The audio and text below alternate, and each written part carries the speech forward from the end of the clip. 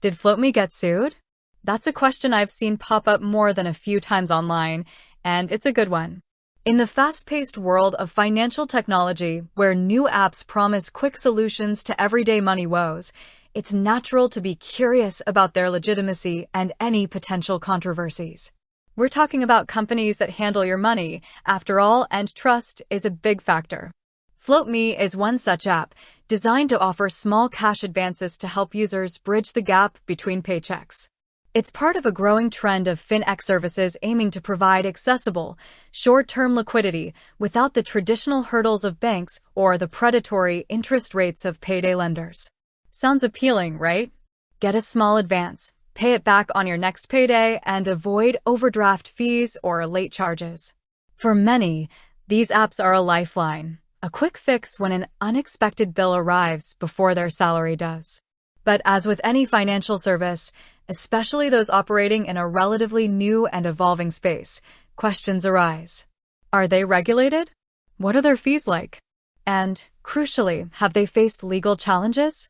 The "Did FloatMe get sued?" query isn't just idle curiosity, it speaks to a broader concern about consumer protection and the stability of these platforms. So, let's dive into it. To get to the bottom of whether FloatMe has been sued, we need to look at publicly available information, legal databases, and reputable news sources. Lawsuits, especially those involving consumer financial products, often become part of the public record. They can be initiated by individuals, groups, class action lawsuits, or even regulatory bodies if there are allegations of unfair practices, deceptive advertising, or violations of financial regulations. From what I've been able to ascertain through extensive research, there is no widespread, publicly reported lawsuit or class action lawsuit against FloatMe that has garnered significant attention or resulted in a major legal judgment. It's important to distinguish between isolated customer complaints, which almost every company, especially in a service-oriented industry, will receive, and formal legal action.